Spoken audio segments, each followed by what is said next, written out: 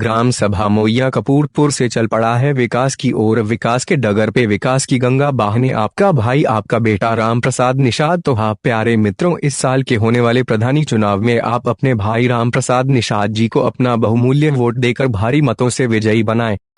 आपका अपना प्रत्याशी जो कि गरीबों के साथ हर समय हर घड़ी विकास की बात करते हैं, हमारे प्रसाद निषाद, आप अपना बहुमूल्य मत देकर भारी से भारी मत देकर विजयी बनाएं।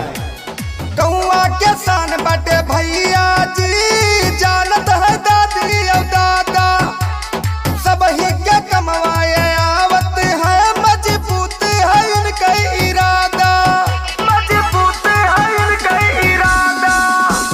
गौवा के शान बाटे भैया जी, जानत है दादी और दादा, सब ही के कमवाए आवत है, मजबूत है इनका इरादा। सबके साथ रहे बूढ़े बच्चा कहे, सबके साथ रहे बूढ़े बच्चा कहे, राम प्रसाद निषाद जी को विजयी बनाना है। गरीबों के साथ कंधे से कंधा मिलाकर चलने वाला प्रत्याशी, सबके सुख और दुख में काम आने वाला प्रत्याशी, सबका सम्मान सबका फोन उठाने वाला प्रत्याशी आपका भाई राम प्रसाद निषाद जी। तो याद रखें प्रिय मित्रों, इस बार आने वाले 2020 के चुनाव में आप अपने ईमानदार प्रत्याशी राम प्रसाद निषाद जी और अपना बहुमूल्य मत देकर विजयी बनाएं। आधी रात को पड़े जो विपदा, दौड़ के भैया आते हैं। हाथी जोड़ी मांगे मत दनवा, घर के बेटौआ ए दादी, हाथी जोड़ी मांगे मत दनवा, घर के बेटौआ ए दादी। अब की जिता द पर धनिया, छुके कही पौआ ए दादी, अब की जिता द पर धनिया, छुके कही पौआ ए चाची। जालिम कितना जुल्म करेगा सत्ता की गलियारों पे, जालिम कितना जुल्म करेगा सत्ता की गलियारों पे। ग्राम सभा मोइया कपूरपुर की गली गली में गूंज रहा है राम प्रसाद निषाद भैया के नारों पे। जीत के बढ़ाई अपने गौवा के नाम हो, बन के प्रधान दादी करबे खूब काम हो, करबे खूब काम हो। जीत के बढ़ाई अपने गौवा के नाम हो, बन के प्रधान चाची करबे खूब काम हो। आशीर्वाद मिली सबके चमकाई गौवा ए दादी, आशीर्वाद मिली सबके चमकाई गौवा ए चाची।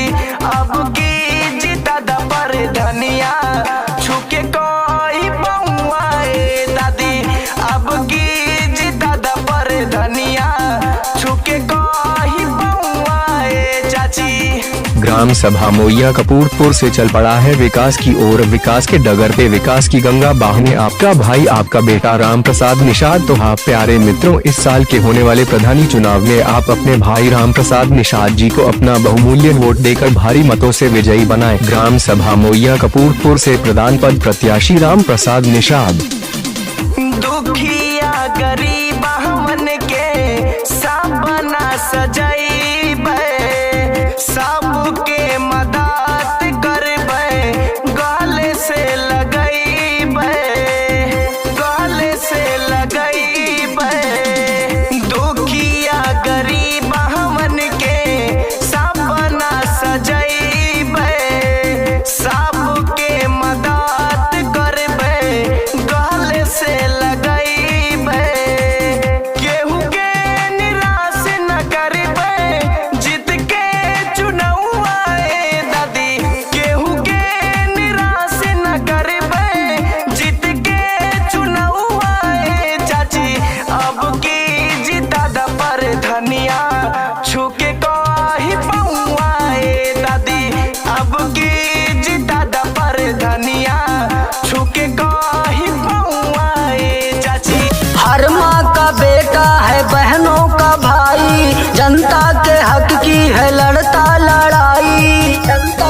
प्रसाद निषाद जी।